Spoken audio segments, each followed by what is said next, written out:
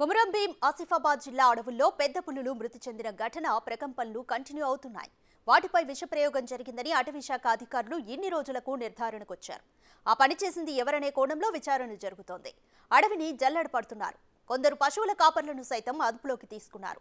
తమ జంతువులపై దాడి చేస్తున్నాయని పశువుల కాపర్లే పులులపై విషప్రయోగం చేశారా అనే కోణంలో దర్యాప్తు సాగుతోంది.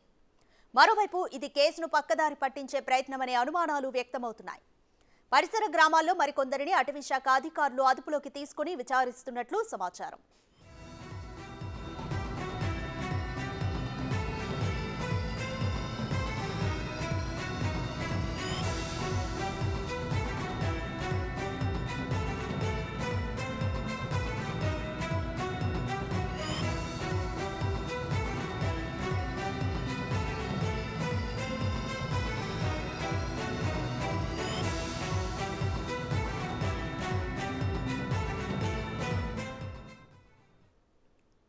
కొమరం భీం ఆసిఫాబాద్ జిల్లా అడవుల్లో పెద్ద పులులు మృతి చెందిన ఘటన ప్రకంపనలు కంటిన్యూ అవుతున్నాయి.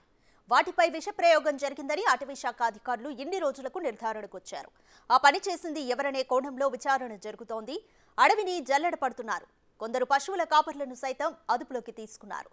తమ జంతువులపై దాడి చేస్తున్నాయని పశువుల కాపర్లే పులులపై విషప్రయోగం చేశారా అనే కోణంలో దర్యాప్తు కొనసాగుతోంది. ఇక మరోవైపు ఇది కేసును పక్కదారి పట్టించే ప్రయత్నమనే అనుమానాలు వ్యక్తమవుతున్నాయి.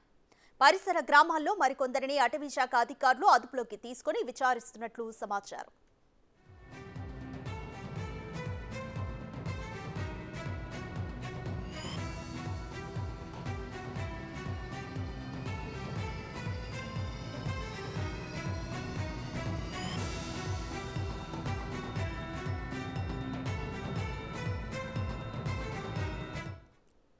కంప్లీట్ డీటెయిల్స్ మా ప్రతినిధి సాయన్న అందిస్తారు. సాయన్న, కొమరం భీం ఆసిఫాబాద్ జిల్లా అడవుల్లో పెద్ద పులులు మృతి చెందాయి. వీటిపై విషప్రయోగం జరిగిందనేది ఎంతవరకు నిజము? అలాగే కంప్లీట్ డీటెయిల్స్ ఏంటి? ఎవరెవరిని అదుపులోకి తీసుకున్నారు?